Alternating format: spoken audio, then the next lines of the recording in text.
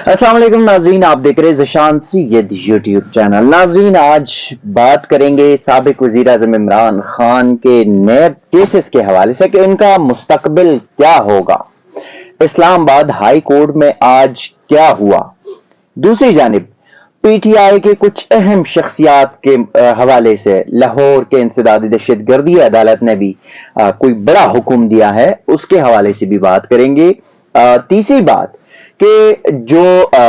شہریار افریدی اور شاندانہ گلزار خان کیس میں اسلام آباد کے بڑے افسروں کے خلاف گھیرا تنگ ہے،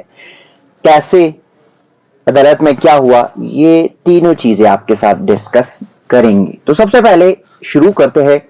پاکستان تحریک انصاف کے چیئرمین عمران خان کے کیسز کے حوالے سے۔ جیل میں ٹرائل ہو رہے نیب کے 2 ریفرنسز ہے، توشہ خانہ تحائف ریفرنس اور 190 ملین پاؤنڈ سکینڈل کا ریفرنس ہے، جس میں جیل ٹرائل ہو رہے، اور عمران خان نے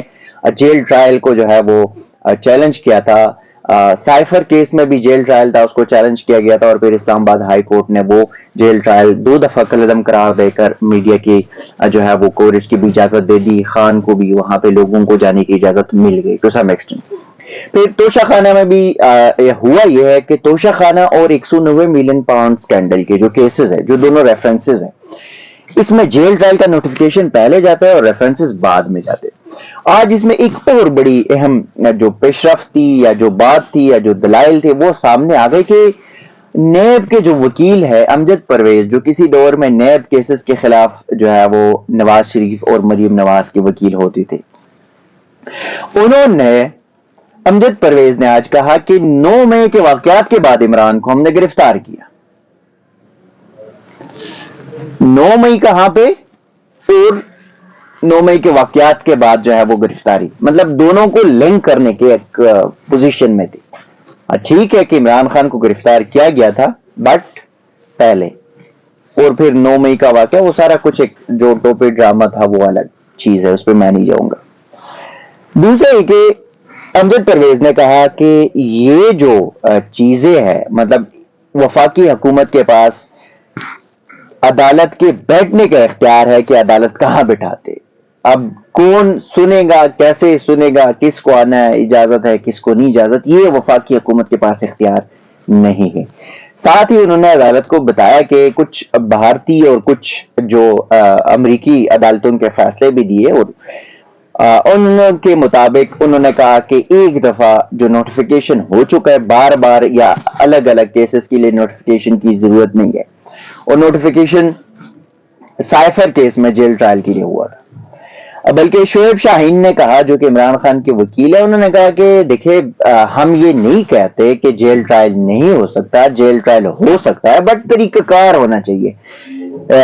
لبے لباب اگر دیکھیں تو ٹرائل کورٹ کا جو جج ہے، جو ٹرائل کورٹ جو متعلقہ جج ہے، انہی کے پاس سارا کچھ اختیار ہے، کہاں بیٹھنا ہے، کیسے بیٹھنا ہے، کس کو الاؤ کرنا ہے، کس کو نہیں کرنا، وہ سارا کچھ جو دائرہ اختیار ہوتا ہے وہ اس ٹرائل کورٹ کے جج کا ہوتا ہے، لیکن ساری چیزیں ایک پروسیجر کے تحت چلنی چاہیے۔ دوسری جانب یہ تو ججمنٹ ریزرو ہو گئی، اور اب اسلام آباد ہائی کورٹ کے چیف جسٹس عامر فاروق اور جسٹس طارق محمود جہانگیری فیصلہ کریں گے کہ جیل ٹرائل کو جاری رکھنا ہے، سسپینڈ کرنا ہے، سیٹ اسائڈ کرنا ہے، اور کیا کرنا ہے۔ یہ انفارمیشن جب آتی ہے تو ہم آپ کے ساتھ شیئر کریں گے۔ دوسری جانب لاہور میں 9 مئی کے واقعات، 9 مئی پتہ نہیں کیا ہے یہ 9 مئی کے واقعات میں پاکستان تحریک انصاف کے 7 بڑے اہم رہنما ان کو آج اشتہاری قرار دیا گیا۔ 9 مئی کے واقعات میں پاکستان تحریک انصاف کے جو امیدوار ہیں ملتان سے، فیصل آباد سے، راجہ ریاض کے مقابلے حامد رضا، ان کو اشتہاری قرار دیا۔ مراد سید جو کہ پہلے سے روپوش ہے، اس کو بھی اشتہاری قرار دیا گیا۔ اعظم سواتی جو کہ پہلے سے روپوش ہے، اعظم سواتی کو اشتہاری قرار دیا، اور دیگر بھی کچھ جو پاکستان تحریک انصاف کے رہنما تھے ان کو بھی، یعنی کہ ٹوٹل 7 لوگوں کو اشتہاری قرار دیا گیا۔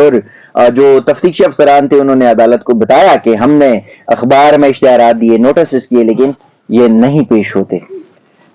تیسری جانب ایک اور چیز، جب اسلام آباد میں پی ٹی آئی کے اوپر، جب 9 مئی کے واقعات کے بعد پی ٹی آئی کے اوپر جب کریک ڈاؤن شروع کیا گیا تھا، تو اس میں پہلے فرصت پہ پاکستان تحریک انصاف کی جو رہنما تھی شہریار افریدی اور ان کی میسز کو 3 MPO کے تحت نظر بند کیا تھا، پھر اڈیالہ منتقل کیا تھا اور وہ کیس چل رہا تھا. پھر اسلام آباد ہائی کورٹ نے وہ یہ نظر بند کرتے تھے، وہ رہا کرتے تھے، وہ رہا کرتے تھے، یہ پھر گرفتار کرتے تھے. ایک ٹاپک ڈرامہ چل رہا تھا. پھر ہوا یہ کہ ستمبر 2023 کے بعد اسلام آباد ہائی کورٹ نے شہریار افریدی اور شاندانہ گلزار خان، جو کہ دونوں اس وقت پاکستان تحریک انصاف کے امیدواران ہیں، پشاور اور کوہاٹ سے دونوں الیکشن بھی لڑ رہے ہیں، ان کو ان کی رہائی کے احکامات جاری کر دے اور ان کو کہا اسلام آباد میں ہی رہے. اگر ان لوگوں کو کچھ ہوا باہر جاتے ہو تو IG اسلام آباد ذمہ دار ہوں گے، اور پھر یعنی کہ گھر کے باہر ان کی سیکورٹی پرووائڈ کر دی گئی، ان کو سوشل میڈیا یا باہر کی گیدرنگ ان کے اوپر پابندی لگائے گی.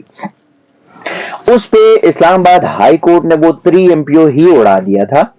پھر توہین عدالت کا بھی جو ہے وہ نوٹسز جاری کر دیے تھے ڈپٹی کمشنر عرفان نواز کو، SSP آپریشن جمیل ظفر کو اور SP صدر فاروق بٹر کو. تو یہ کیس چلتا رہا، انہوں نے معافی مانگی لیکن وہ معافی جو ہے وہ قبول نہیں ہوئی. پھر SSP آپریشنز کی جانب سے دیگر کی جانب سے جسٹس بابر ستار جو اس کیس کو سن رہے ہیں اس کے اوپر بھی اعتراض کیا گیا، لیکن انہوں نے کہا یہ توہین عدالت کا معاملہ، یہ کسی کی اعتراض سے یا کسی کے جو ہے وہ حمایت مخالفت کا معاملہ نہیں ہے.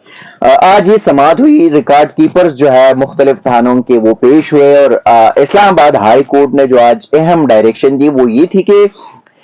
جو DC اور ڈسٹرکٹ مجسٹریٹ آفس کا جو ریکارڈ کیپر ہے ان کو کہا کہ میں 2023 سے ستمبر 2023 تک جتنے بھی آرڈرز ہیں DC کے وہ آپ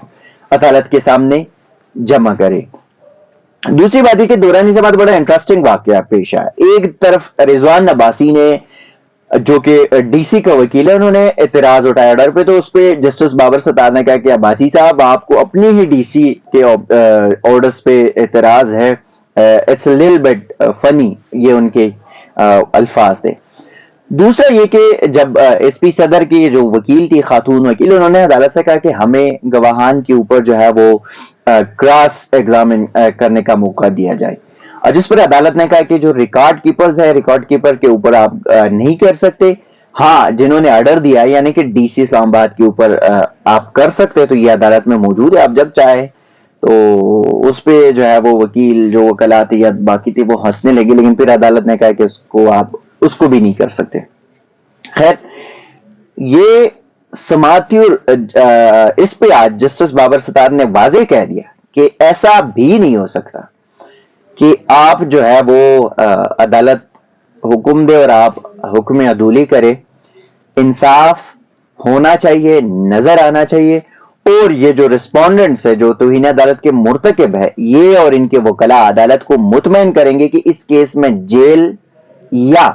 جرمانہ عائد کیا جا سکتا ہے. یعنی کہ ایک سٹانس تو بالکل کلیئر ہے یا موقف ہے وہ بالکل کلیئر ہے، مائنڈ سیٹ کلیئر ہے کہ یا تو ان افسران کے خلاف جیل جانا ہوگا ان افسران کو، یا ان کے خلاف جو ہے ان کو فائن کیا جا سکے گا. اور یہ ٹوٹل آرگومنٹس عدالت نے طلب کر لی، اور نیکسٹ ڈیٹ آف ہیئرنگ جو ہے وہ ہوگی 14 فیبروری کو، یعنی کہ ویلنٹائنس ڈے کو. تو اب دیکھتے ہیں کہ ویلنٹائنس ڈے پہ اسلام آباد ہائی کورٹ ان 2-3 افسران کو کیا تحفہ دیتی ہے. ناظرین تب تک کے لیے اتنا ہی، اسی قسم کی چیزیں آپ کے ساتھ شیئر کریں گے، تب تک کے لیے دیجیے گا اجازت، اللہ حافظ.